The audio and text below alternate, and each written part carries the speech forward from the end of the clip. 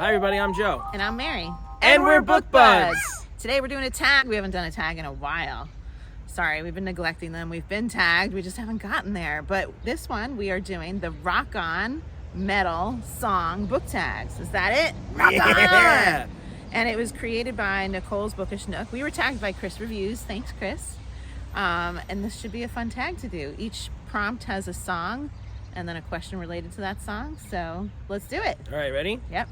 Okay, first one, Bodies by Drowning Pool. What book has the highest body count that you've read? Let the bodies hit the floor. Let the bodies hit the floor. Oh, God. She's going to do this with everyone. No, I'm not. Was that one of your jams back in the day? Did you go, I knew this mosh one. pits I was and, like, yeah. I'm afraid of mosh pits, though. Yeah. They scare me. True story. Yeah, you got a story or two about those. I do.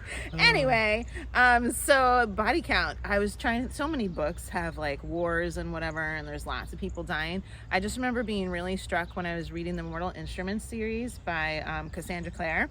The last book, which was City of Heavenly Fire, there were people like dying, but then there were people they were kind of like taken over and turned into an alternate army, like turned against the good folk, right? And this whole army, like this is spoiling, but hopefully you won't remember it if you end up reading it. They all die in the end, like it's like an on-off switch, poof, just dead. Oh, wow. So in addition to all the people that are like killed along the way, it's just like this whole troop just power down, you're gone. Oh, wow. It was just a lot of death. I remember thinking like, wow, I would have thought the author would have saved some of them, but she didn't. There was a lot of people dying. That is a lot. Yeah.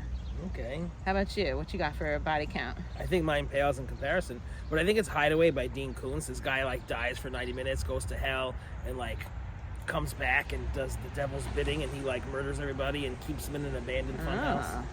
Fun. So lots of death happening one Yeah, he by made like one. a sculpture. It like went all the way up with all the dead bodies. Ew. Pretty cool. Gross. Pretty cool. And I say gross. Rock on. See? Yeah. Good job. All right, the next one. Number 2, Peace Sells by Megadeth. I do like Megadeth. What's your favorite book that wraps up in a non-lasting peace after a war or rebellion? This is a little tricky question. We were both like, do you have one for this? Did you end up coming up with one? Well, I don't know. I was thinking one of the Hunger Games ones. All right. I mean, a non-lasting peace, a rebellion, it happens. There's a lot that Honestly, goes on. I don't know. yeah, I love the Hunger Games. And I was going to say Red Queen by Victoria Aveyard because, like, you know, any series that has, like, wars and rebellions and things like that, you have, at the end of book 1 or the end of book 2, you have, like, a little bit of peace before you go on to the next one. A little bit. So, like, I feel like these could answer that question, right? Sure. Yeah. So I think so. That's what we're going to go with.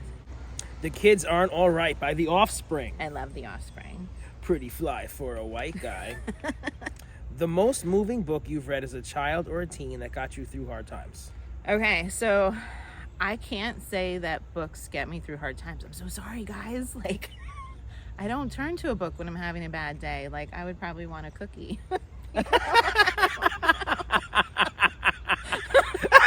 I love the honesty, and I would love a cookie. Do you read when you're having a bad day? I don't think I do. But so I was trying to answer this super honestly. And so a long time ago when I read Harry Potter, I experienced like a loss in my life at that point in the family. And that I was reading Harry Potter at that time. And then after that, like I was in school and school was really stressful. And actually 9/11 happened and I was reading Harry Potter, I think all through around that time. So Harry Potter got me through some hard times, but not because I sought it out for soothing. It was just that it was a rough time of life, you know?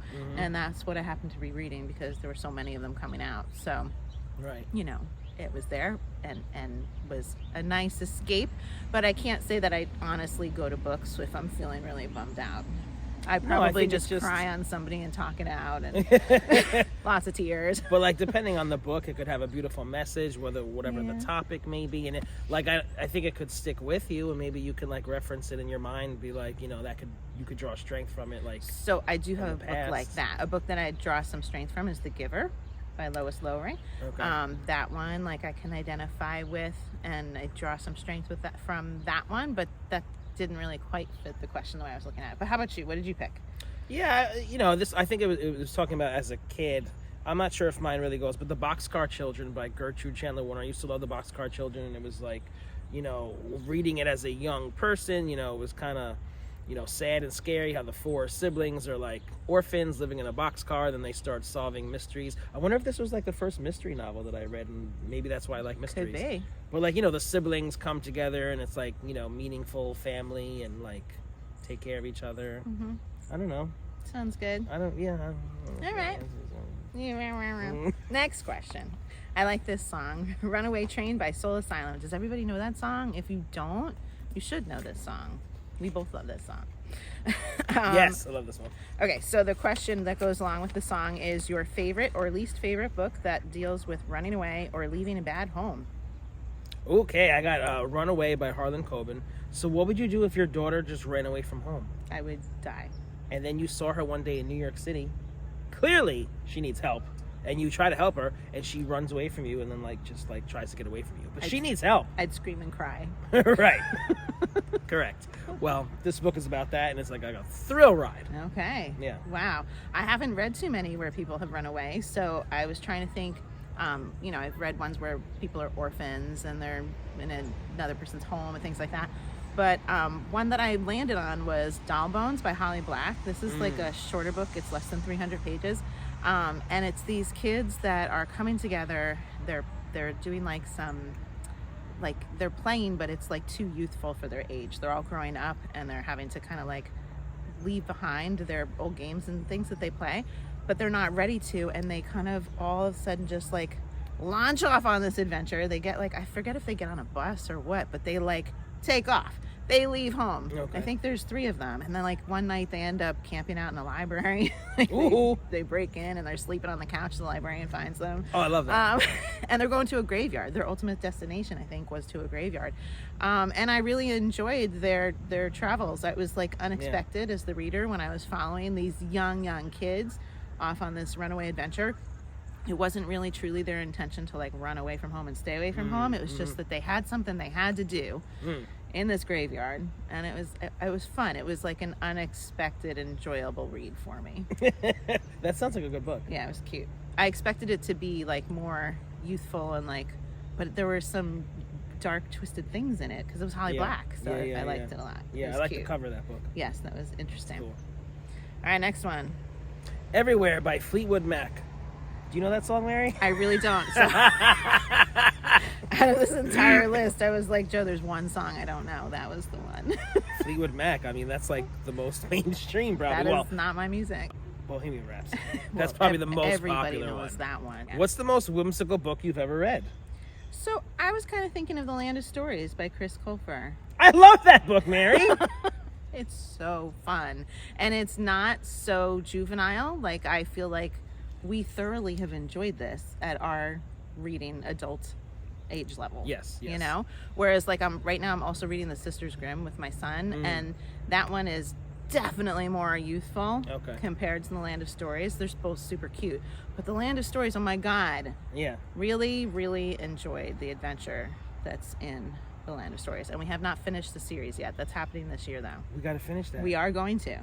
Yeah. We're doing it. And then he has a whole nother series that I'm not committing to that yet. But this year we're finishing that series. So what's your answer for this one? I'm sulking. I talked about it before, and I feel stupid bringing it up again, but I think my book people out there will understand. The Hobbit. Yeah. I just love The Hobbit. I have an illustrated edition that I just love to look at. I just love the characters, and they go on their journey and all the struggles that they deal with and come across in the forest. And I mean, it's just classic. That's that story's in your soul. The Hobbit. Yeah, good one. All right, the next one is Thunderstruck by ACDC. Everybody knows this song, right? Thunder. You are reliving your youth, I'll tell you. I mean, that's a very today song. It's in every movie. Anyway, so Thunderstruck, a book that left you struck speechless in a good or bad way. A Child Called It by Delve Peltzer, a true account of Dave's abusive upbringing at the hand of his mother, and just what he goes through is just shocking and terrible, and Yeah. left me speechless. Yeah, so your heart was broken. Yeah. Yeah. I first thought of a book that left me broken also, but I was like, I don't want to talk about that. So instead I went with Bunny by Mona Awad, which left me speechless in a totally different way. Right. Because that book, I was just like, what just happened? Mm-hmm. It was so odd. Very, very peculiar. I've read nothing like it other than her other book that I read. Right. But Bunny was by far the most peculiar thing in the whole wide world that I've ever picked up and read. And I would read it again, like, because I always feel like I'd want to try and understand it better. Right. Yeah, speechless. What's the other book, Mary? The other one was that All's Well. No, the other one that you don't want to talk about. Oh, the other one. That was the other Mona Awad. The other one I don't want to talk about is the Marigold one. Oh, I love that book. I made you read that. No. What's it called? Fall of Marigolds? Full of Marigolds, yeah. We did a review on that. It's very sad. That's the one you were thinking of? Yes. Mary gets mad at me when I make her read these sad, sad books. I went through a lot of tissue. Oh my God. Love that one. Number 7. Living Dead Girl by Rob Zombie. Your favorite book about the undead. So we also had to converse about this because, like, the undead, we don't do zombie books. I mean, I can't think of anything that I've read with a zombie because typically I like little romance and I can't imagine anybody kissing a zombie. Oh, God. Do you guys know one like that? Maybe I'll read it. Right, of course you will. So we just went with dead, you know, like ghosts and things like that. Is that acceptable that we're modifying? I hope so, because that's what we're doing. So my answer is The Graveyard Book by Neil Gaiman. You love that one. Very cute. It was unexpected because my husband was like, here, read this. And when I said I wanted something happy, and I started reading it, starts out with like terrible murders. And I was like, what did you give me? I was so upset. The Graveyard Book. And he's like, no, it's cute. It's cute, I swear. It's cute. And it is cute. So ultimately, the story is about this boy that grows up without a family, and he is being raised in the graveyard by the spirits, by the dead that are there. And he can see them and learn from them and learn about history from them and everything. And there is like a mysterious plot going on as well, and like somebody trying to kill somebody and all of that. Mm-hmm. And something being revealed at the end and whatnot. Very good, but it's such a different kind of book, this boy being raised in the graveyard. Yeah. Yeah. I still have to get to that. What'd you pick? Under the Whispering Door by T.J. Klune. Really good. Yeah, it's about this guy who dies and then kind of has to like navigate his purgatory in like a tea shop. Mm-hmm. And there's just a lot of other beings there And being ready to truly pass on. accept his stuff. Yeah. And he was a very grumpy. I loved the beginning of that book before he dies. Was that with the one like he's in the office And he's like, yelling at the secretary. Yeah. It was like this miscommunication too, because she was like all of a sudden thinking that like he cared and wanted to hear her problems, Right. and he's like, what the hell is wrong with this woman? It was very funny. Yeah. Good book. Yeah. All right, the next one is number 8, Bohemian Rhapsody by Queen. We all know this song, I hope, Oh, right? of course. Your favorite or least favorite book that has multiple point of views. What you got for this? The Couple Next Door by Shari LaPena. Oh, yeah, that was a good one. A fast-paced thrill ride about a lost baby. Mm-hmm. We did a video on that one too if you want to check it out. So fun. What did I pick for this? Oh, the book that I just read because it was like most recent in my mind, Forging Silver into Stars by Bridget Kemmerer. She definitely, a lot of her books are written from the different point of views, and I love her characters. I can't say enough about her character development. It was just an amazing book. Mm-hmm. Possum Kingdom by the Toadies. Around the lake tonight. Do you know this song? I don't know that one, no. I love the Toadies. I had this album, so like this was in my period of life when like you would listen to the whole album over and over. Mm-hmm. So definitely love that song. Your favorite book set in Texas or around a pond? Yeah, so a pond. I'm not gonna go with a pond because I can't think of any with a pond. Does this count? Where the Crawdads Sing? Can that count? I mean, it's very like big pond. It's like a lake, right? Yeah. I'm like, water. Yeah. Water. Is there any water in any of the books that I've read? I don't know, guys. Have you read any books around a pond? Like a little pond, like with lily pads and things? Like, I couldn't get there. All I could think of was The Marsh Girl, where the Crawdads Sing. Yeah. We read that one together. It was actually our very first book that we reviewed on our channel. We Yeah. were like so professional. Like, we didn't laugh at all. But we did do an amazing scene. We were very committed to that scene. That was fun. When we did Where the Crawdads Sing. I think we put it at the end of the video, so you have to like watch the whole thing to get to our awesome scene. Yes. But yeah, that's what I'm putting there for the pond. What about you? I actually have a pond. A real legit pond? And I actually have the book right here, Shady Hollow by Juno Black. Mm-hmm. And this is fun because this is like a mystery, but the characters are all animals. Very cute. So the pond comes into it. The toad ends up murdered in the pond, and he's just like belly up, knife in his back, whatever. This book was made for this answer. We're actually putting out the review for this next week, I think. So perfect timing. That's the one. Okay. Last question. Hey man, nice shot by Filter. A book that handled suicide in an appropriate way, not glamorizing it or romanticizing it. Yeah, I think The Pact by Jodi Picoult, was that a good one? I mean, I can't say I've read any like good books about suicide. Right, I know. I don't know. So I haven't read too many, and that one I feel like, you know, they did feel like it was like a shame that the daughter had died, and they did explain a little bit like the depression that she had and how she couldn't get away from her feelings and whatnot. It wasn't the main point of the book. The main point of the book was like who done it, and the family's suffering with like who they thought was involved with it and all of that. Mm-hmm. But the suicide itself, I wasn't. It didn't feel glamorized. I don't know, but I was upset. I don't like Jodi Picoult. Can I just say that? Like, the other one that left me speechless was My Sister's Keeper. My Sister's Keeper, of course. I can't, and this was only, I gave Jodi Picoult like one more try, and I read The Pact, and I'm not giving her any more tries after that. You're done. You're done. I'm done. But the Pact was not as bad as this My Sister's Keeper. No. But, I mean, the suicide, it definitely wasn't glamorized. Yeah. So I think we can use that as our answer. All right, that's... I'm not coming up with another answer. I don't have Oh, that's another our one. answer together? It's our answer. Good. Perfect. All right, so now we have to tag some folks. And I was thinking, since we've been negligent in doing tags that we were tagged in, we're going to tag the folks that tagged us, because we do super appreciate being tagged. We've just been a little bit lazy with our tags lately. So we are going to tag Do Unicorns Read? Because you tagged us in a lovely tag about why I haven't read these books yet. And we intend to get to that one eventually, I swear. All right, we're going to tag an erudite adventure. They tagged us in a fun fall tag, and we're waiting till next fall to do that, but we really appreciate your tag, so have fun with this one. Yeah. And then, the Bandana Book Mom, she just did a shout out to us, and it was the sweetest thing in the world, like listening to what she said. So nice. See, I had to like play it again and again. So sweet. Bandana Book Mom. So we're tagging you. Folks, you should check her out. All right, we're also going to tag Kelly Reads a Lot. She gave us a really awesome shout out not too long ago, and we really appreciate it. And you mentioned our games, Kelly, and guess what? We're coming up with more very soon. We are. We love doing games. Spoiler alert. So stay tuned.